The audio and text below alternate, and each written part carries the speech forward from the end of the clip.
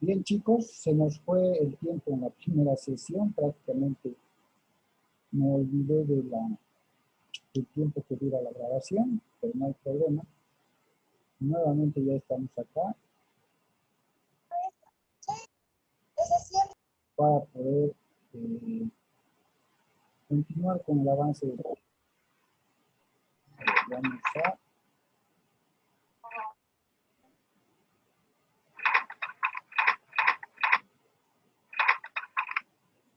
ahí está.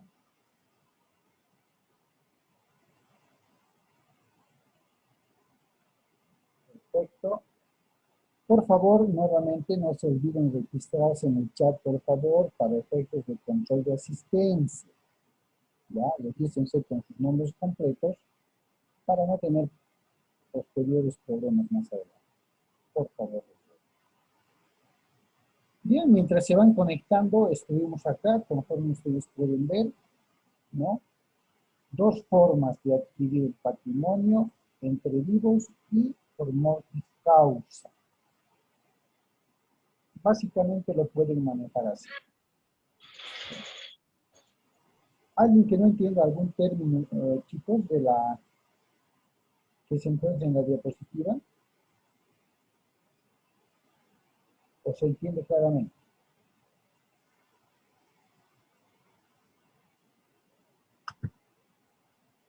¿Mm? Pues asumo que está bien, que se entienden todos los términos. Bien, que se vayan conectando, les daremos 5 segundos, ahí vienen más. Doctor, una consulta. Adelante.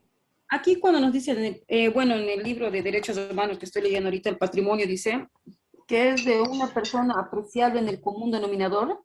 Sí, sí. Es decir, todo lo que tiene la persona, ¿sí? Es de él. Ahora, el derecho romano, en sus orígenes, como les había dicho, en sus orígenes sobre el tema del patrimonio, excluye al patrimonio como un atributo de la persona. Dice, no puede ser un atributo de la persona. No todos van a poder adquirir el patrimonio. Esa era la ideología.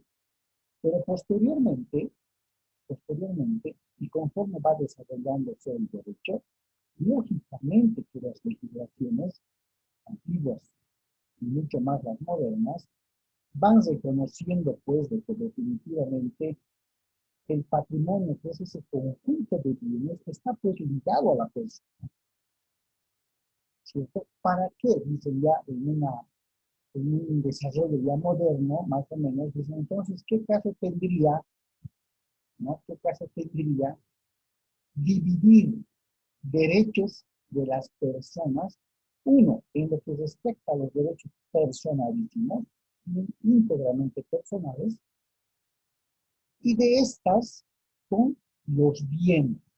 Y ahí nacen los derechos reales. Entonces, se estira que en la actualidad, se lo dice la doctrina civil, el patrimonio es un atributo de la persona. Claro que sí. ¿Por qué? Porque la persona tiene visión sobre los bienes que ha adquirido. ¿Sí? Por eso se dice, es de mí, es mío. ¿No?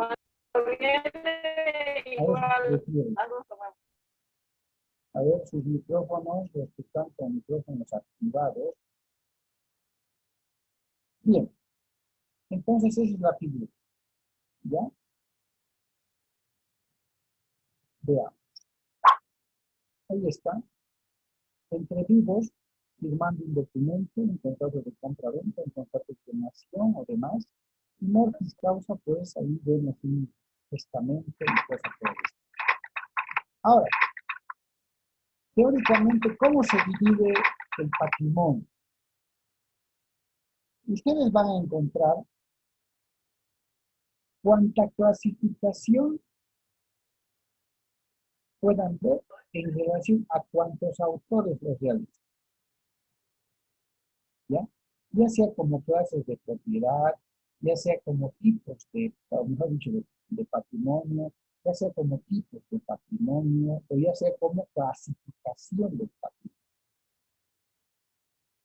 Los criterios aceptados en la clasificación del patrimonio, ¿sí? Unos hablan del patrimonio económico, porque se puede evaluar en dinero, se puede cuantificar su precio, ¿ya? Y se define que el patrimonio económico es el conjunto de bienes pertenecientes a una persona y las obligaciones a cargo de la misma valorables en dinero. A eso se denomina patrimonio económico. El patrimonio moral, ¿sí?, es lo contrario de lo económico, como decía, si mal no recuerdo, Naomi, que es el conjunto de derechos y obligaciones de una persona no valorables en dinero. Y ese conjunto de derechos y obligaciones se traduce en principios, valores, todo lo que puedan llamar. Porque eso no tiene valor económico. A ver, un valor, valor respeto. ¿Qué monto le pusieran a ese valor, a ese patrimonio moral? Valor solidaridad. ¿Qué valor le pusieran ese económico a la solidaridad? ¿Cierto? Y la teoría civil los engloba como derechos y obligaciones, es decir, como derechos para ejercer, y en tema de obligaciones los tiene como abstención, no hagas esto, no hagas aquello. De ahí viene el término patrimonio moral. El que más estudiamos en materia civil es el patrimonio económico, es el conjunto de bienes, derechos, obligaciones que tiene una persona. Pero si le ponemos la clasificación de patrimonio económico, le aumentamos valorable en dinero, cuantificable en dinero. ¿Ya? Siguen entrando los chicos. Entonces, un poco las teorías que les hablaba sobre el patrimonio.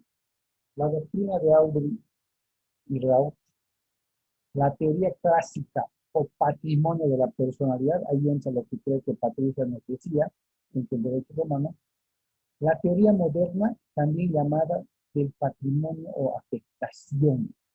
Vamos a ver. La doctrina como fuente del derecho, ¿sí?, cualquiera sea su autor, ustedes saben, es un aporte fruto de una investigación que nos permite generar específicos conceptos sobre un determinado tema de estudio. ¿Ya? La doctrina de Audrey sobre el patrimonio tiene una concepción bastante especial. ¿Qué dice? Audrey dice en su doctrina, el patrimonio es objetivo y es subjetivo. Es objetivo cuando adquirimos bienes, tenemos un conjunto de bienes.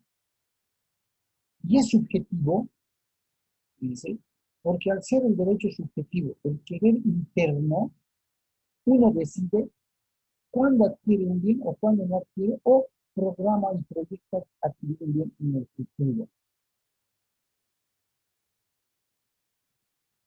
La teoría clásica dice, práctico.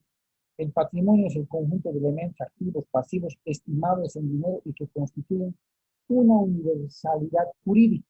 Y aquí viene, a esta teoría, viene acá esta comparación que se hace cuando llega el momento de la sucesión hereditaria. En el término universalidad dice, cuando una persona fallece, sus herederos deben recibir todos sus bienes o deben renunciar a todos sus bienes, a la universalidad de sus bienes. Porque cuando deben sucesiones y se abre la sucesión, la herencia de una persona, los herederos no pueden escoger, no pueden decir, no, yo solo quiero los bienes y las deudas las rechazo. No. Derechos y obligaciones constituyen el patrimonio de una persona.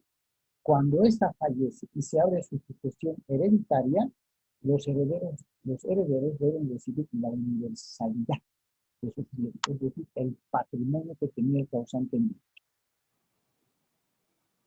Y lógicamente que este patrimonio es pues valuable en dinero.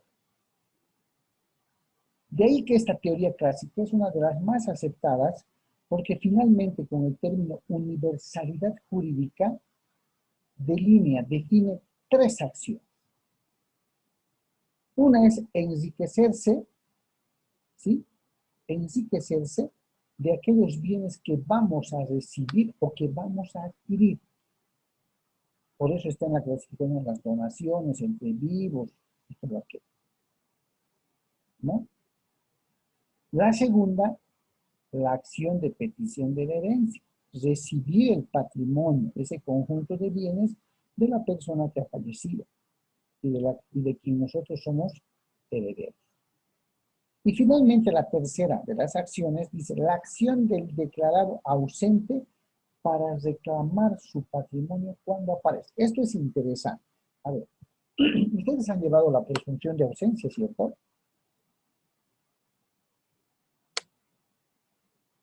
¿Se acuerdan? En civil no han llevado. Presunción de muerte, declaración de ausencia, han llevado lo que es la conmoriencia y han llevado lo que es la premoriencia. Ahora sí, ¿se ubican?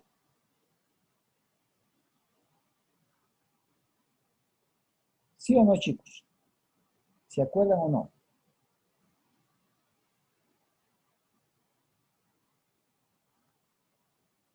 ¿Nadie se acuerda?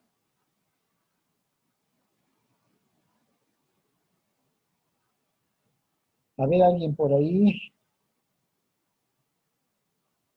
Están calladitos, ¿qué ha pasado? ¿Se acuerdan lo que era la declaración de ausencia y la presunción de muerte?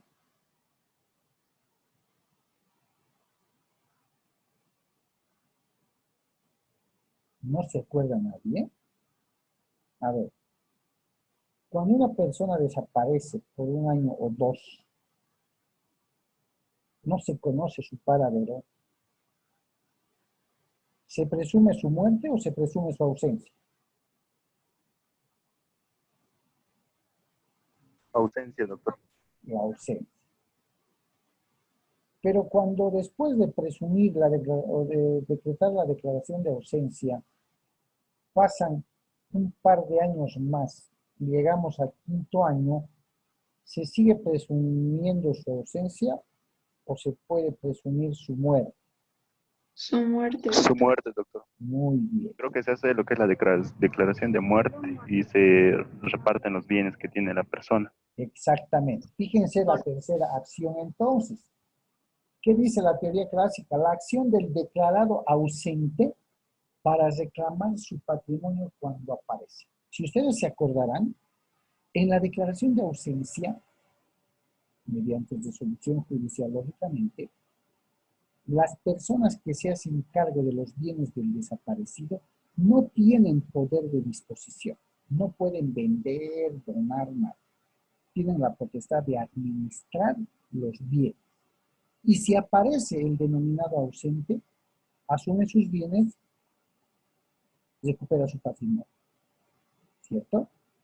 Eso nos está diciendo la tercera acción. De ahí que les digo que la teoría clásica es la más aceptada en adecuación al legislamiento boliviano. Viene la teoría moderna. Y fíjense, la teoría moderna tiene como fin no confundir al patrimonio con la personalidad. ¿No? Va en contra de no confundir al patrimonio con la personalidad. En esta teoría moderna, los bienes y deudas están inseparablemente ligados a un fin económico. La profesora Villegas considera que el patrimonio ¿sí? Puede adquirirse con autonomía, porque quien adquiere el patrimonio es la persona, y la persona que ha adquirido, que ha comprado, que se hace dueño, y suma ese bien adquirido a su conjunto de bienes, ¿cierto? Está determinando un vínculo o relación con ese bien, y aterrizamos en lo que ahora estamos llevando, derechos reales. Solo que lo hace más complicado la teoría moderna. ¿Ya? Lo hace un poco más confuso, pero es teoría. ¿Cómo está compuesto el patrimonio? ¿De qué se compone el patrimonio? Fíjense, activo, pasivo, derechos y obligaciones, valuables en dinero, ¿cierto? Hay o existe la figura jurídica de los derechos reales porque existe el vínculo de la persona con el bien. Existe el vínculo. Pero al mismo tiempo, bajo la noción, como hablábamos creo que con el comentario de Patricia, el patrimonio es considerado ahora como parte o atributo de la personalidad. Pero básicamente el patrimonio está compuesto por activos y pasivos. Así de claro y objetivo, ¿no? Entonces, para que entendamos mejor a partir de ahora, ya que hemos visto la figura de la posesión como aquel poder de hecho que una persona tiene sobre un determinado bien, vamos a hablar lógicamente del patrimonio que viene a ser ese conjunto de bienes, ¿no? Compuesto por derechos y obligaciones. Básicamente lo vamos a definir ahí. No he ingresado más a una clasificación de patrimonio familiar, patrimonio personal, patrimonio total, patrimonio, porque es genérico. Cuando ustedes lleven derecho de familia, ahí van a ver el patrimonio considerado común, el patrimonio personal, el patrimonio familiar y también el ganancial de los esposos. Aquel patrimonio divisible entre dos, esposa y esposo. ¿Ok? Bien. La propiedad. Vamos ingresando a los temas súper interesantes. Acá vamos a medir ahora cuál es el nivel de comprensión con respecto a la posesión. ¿Ya? Con respecto a la posesión.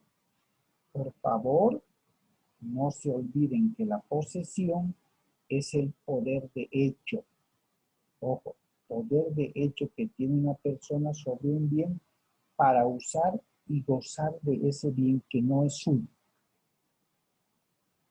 La propiedad, artículo 105 del Código Civil y siguientes, es un derecho real. Ahí tienen ustedes. Es un derecho real que denota ya no solamente la posesión de una persona sobre un determinado bien, para usar y gozar, reconocida como un derecho de hecho, o un poder de hecho más bien, sino que la propiedad es un poder jurídico, un poder de derecho, que tiene una persona sobre un determinado bien o en relación de un determinado bien para usar, gozar y disponer. Esa es la clave de la propiedad.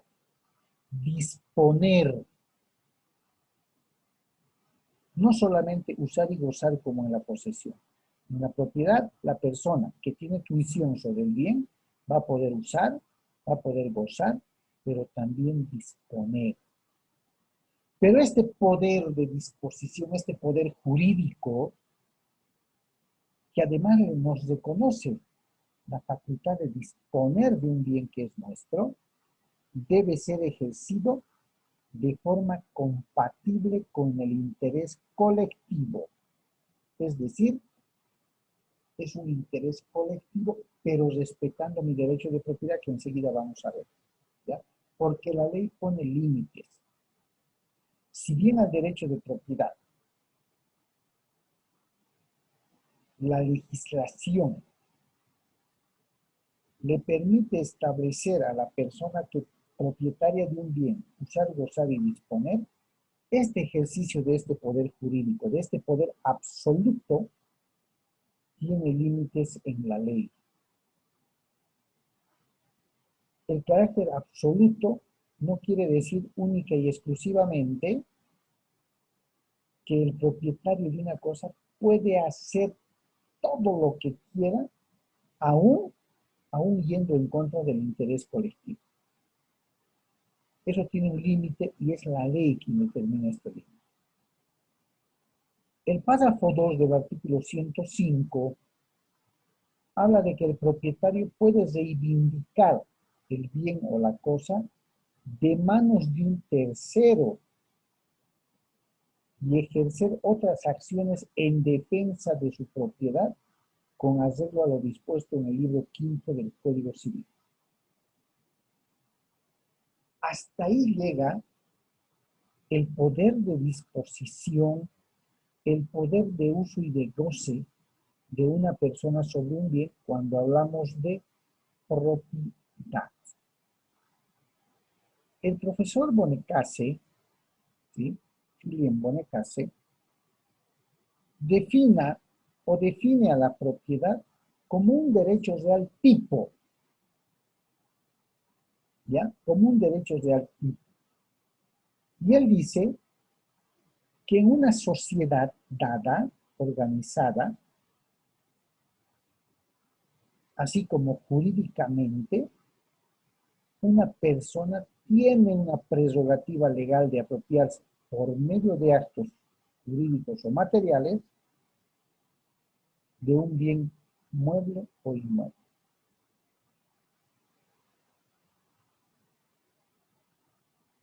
La palabra que nos va a diferenciar la propiedad con la posesión es primero que la propiedad, como estamos viendo, es un poder jurídico, es un poder de derecho.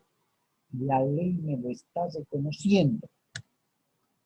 No solo que lo puedo usar, no solo que lo puedo gozar, puedo disponer de ese bien. Cuando una persona vende un bien que no es de su propiedad, ¿comete delito o no comete delito? ¿Qué dicen?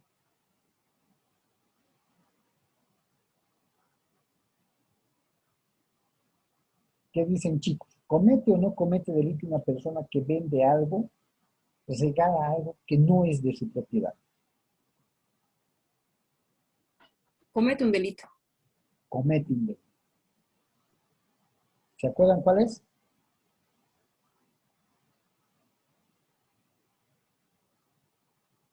¿Se acuerdan cuál es aquel delito por vender una cosa que no es mía o no? Es telionato. Pero si una persona tiene el derecho propietario sobre un bien y vende, ¿comete algún delito?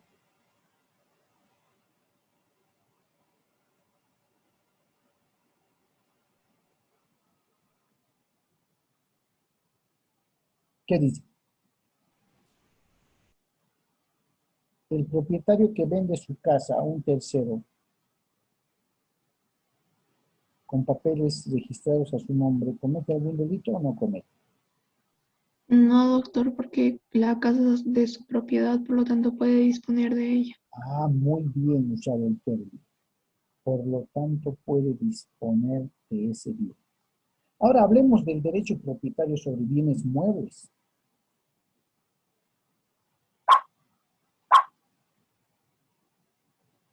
¿Qué bienes podrían identificar ustedes, bienes muebles,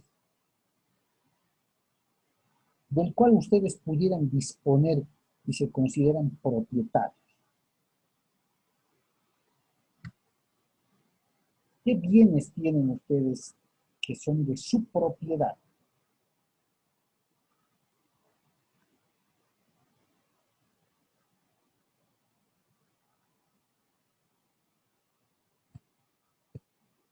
¿O no tienen nada?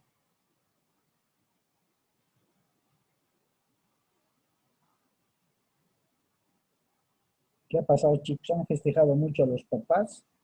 La vida, doctor, sería de nuestra propiedad, nuestro derecho de la vida.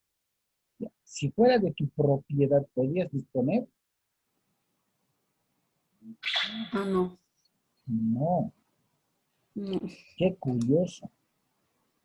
En algún momento, en alguna charla o discusión que siempre tenemos en determinada edad todos, les decimos a veces a nuestros papás, es mi vida, a nuestros amigos, no te ocupes de mi vida, es mía, yo sé lo que hago con mi vida. ¿Es nuestra o no es nuestra?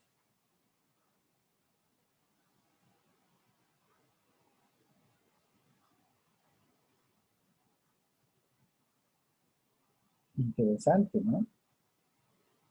Es nuestra vida, pero hay un límite legal que cuando nosotros realicemos actos que hagan denotar que estamos atentando en contra de nuestra vida, es sancionado, ¿sí o no? De ahí que el origen del derecho de propiedad tiene pues en esos pensamientos, en estas cuestionantes que estamos haciendo, ¿sí? ¿En qué momento nace la propiedad sobre los bienes? Porque en su origen, no existía propiedad sobre los bienes, ni los medios de producción menos. ¿Por qué?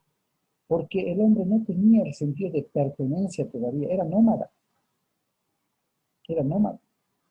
No se establecía en un determinado lugar, uno, para adquirir, fabricar, recoger o hacerse bienes e ir conformando un patrimonio, y menos había la noción de que esto va a ser de mí, esto no va a ser de mí, cosa por el estilo. Pero cuando el hombre va evolucionando y va cambiando del nomadismo al sedentarismo, que ustedes conocen perfectamente cuál es la diferencia, empieza a conservar, empieza a recoger cosas que les va sintiendo que son suyas, que va sintiendo que le pertenecen. Ahí es donde van haciendo, ahí es donde van haciendo el criterio de propiedad privada. ¿Ya? Ahí es donde van haciendo. Muchos, casi todos los autores con plena uniformidad establecen que el sedentarismo es lo que ha originado concebir el patrimonio, pero además la pertenencia. ¿Y cómo se ha logrado esto? Mediante los medios, los modos de producción, ¿no? Esto es teoría, pero es importante, así de manera muy objetiva, conocerlo para entrar al tema de fondo. En la comunidad primitiva, ¿sí?, existía la propiedad colectiva de los medios de producción, porque se distribuía en la comunidad esos bienes. En la época del esclavismo, no existe el desarrollo de la propiedad privada. ¿Sí? ¿Quién trabajaba? El esclavo. El esclavo generaba con su fuerza humana, ¿no?, los modos y medios de producción que por excelencia eran agrícolas, y se va desarrollando lo que hoy conocemos como propiedad privada. El feudalismo, el famoso señor feudal, los castillos, los dominios del señor, acentúan más el criterio de la propiedad privada de los modos y medios de producción, hasta el extremo de que el señor feudal era propietario de todos los latifundios, de todas las tierras que existían, y los esclavos, o los siervos más bien en la época feudal, ¿sí?, solamente eran dueños o propietarios de los equipos o herramientas de labranza. Cuando llega la influencia del capitalismo, se asienta con mucha más fuerza la propiedad privada. También hay la corriente del socialismo. El socialismo es una corriente que busca declarar que la sociedad es la propietaria de los medios de producción, que no reconoce, digamos, una propiedad privada absoluta, la reconoce relativa, porque dice que el Estado es quien debe distribuir la riqueza, debe distribuir los bienes. Teoría que definitivamente no es aceptable, ¿no? Bien. Ahí está. ¿Qué atributos le otorga al derecho de propiedad la norma legal? Desde el derecho romano. Le otorga el derecho de usar, el derecho de gozar o disfrutar y el derecho de disponer. Jus utendi, jus fruendi, jus adutendi. Entonces podría definir a la propiedad, conforme lo menciona el artículo 105, como el poder jurídico que tiene una persona sobre un bien con las facultades de usar, gozar y disponer de ese bien. ¿Sí o no? Así práctico. Así práctico y nada más. ¿Listo? Entonces, por favor, no se olviden. Hay una gran diferencia entre lo que es la posesión y la propiedad. ¿Cuál es el objeto de la propiedad? Es el bien. El bien del cual nos apropiamos, el bien del cual adquirimos, el bien del cual recibimos, no importando si son bienes corporales o son bienes incorpóreos, es decir, materiales e inmateriales. Y no solamente abarca la propiedad de bienes materiales, también abarca la propiedad intelectual y a la propiedad industrial. ¿Quién podría decirme cuál es la diferencia de propiedad intelectual y de propiedad industrial?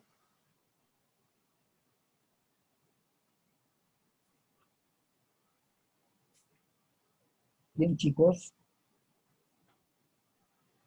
¿O nadie? Doctor, ¿qué dijo el tema de propiedades? ¿Cuál sería la diferencia entre propiedad intelectual y propiedad industrial?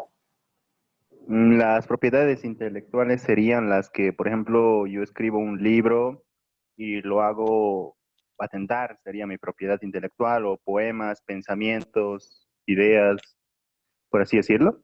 ¿Ya? ¿Y la propiedad industrial?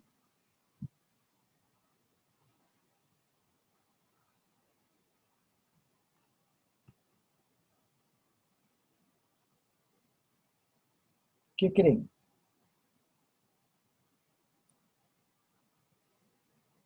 ¿Alguien más por ahí, chicos? Por favor, reitero, no se olviden registrarse en el chat del Zoom. De ahí extraigo la lista de asistencia, por favor. Jonathan, adelante. La propiedad industrial podría decirse que es algo que se produce masivamente a través, como pongamos, el marketing. Ya, cerca, sí, tiene que ver algo. ¿Quién más? Chicos, ¿han llevado derecho comercial o todavía?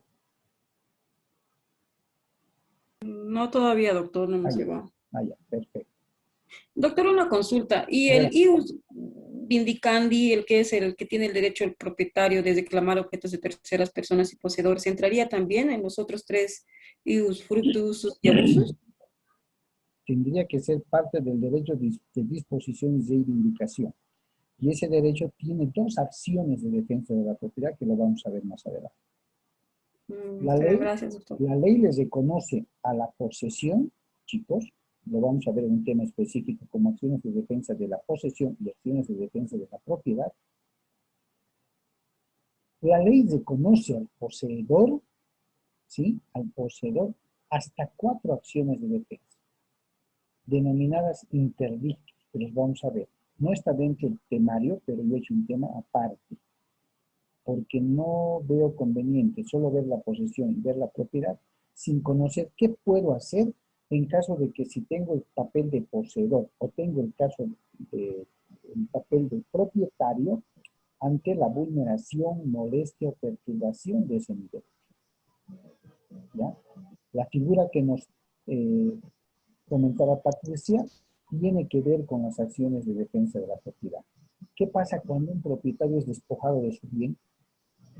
Hay una acción que puede incoar.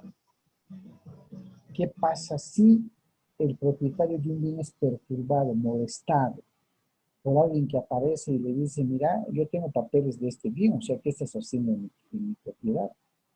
Y el propietario que vive le dice, ¿qué pasa? Yo esto me lo compré hace años y tengo los papeles en orden. Entonces hay una acción judicial precisamente para defender esos temas. ¿Ok?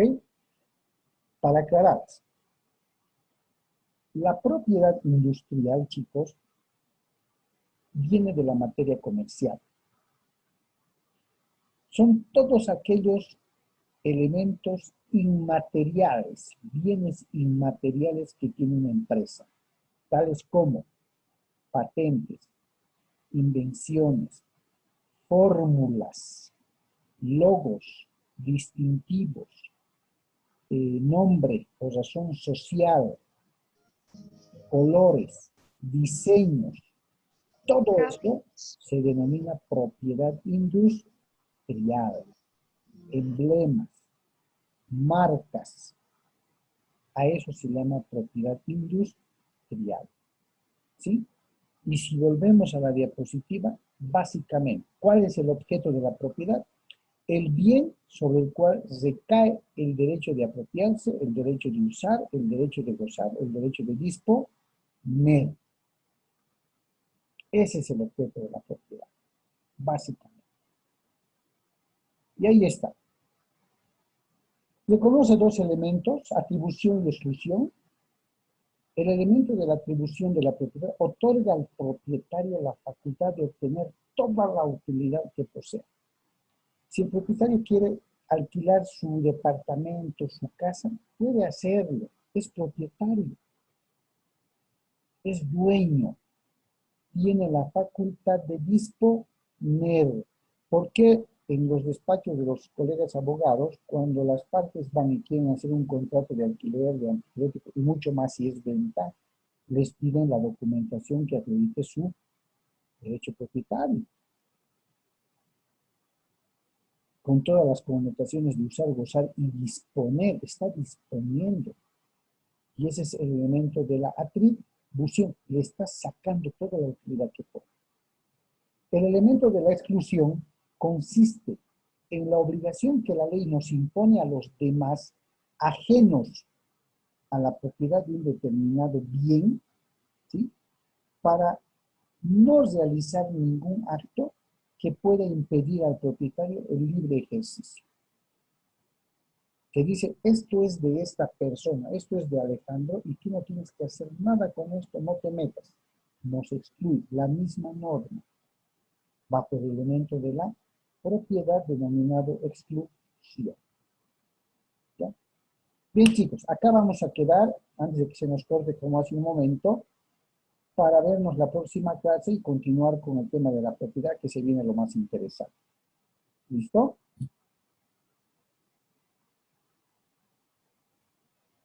¿Ok? Por favor, Gracias. que no se hayan olvidado registrarse en el chat, por favor. Así no tenemos problemas para poder registrar la asistencia. Tengan buenas noches y por intermedio de ustedes, a los que son papás, mil felicidades. Y por intermedio de ustedes, a sus papás. Aún no ha terminado el día del padre, ¿ok? Igualmente, doctor, para usted. Muchas gracias, chicos, a todos ustedes. Hasta luego.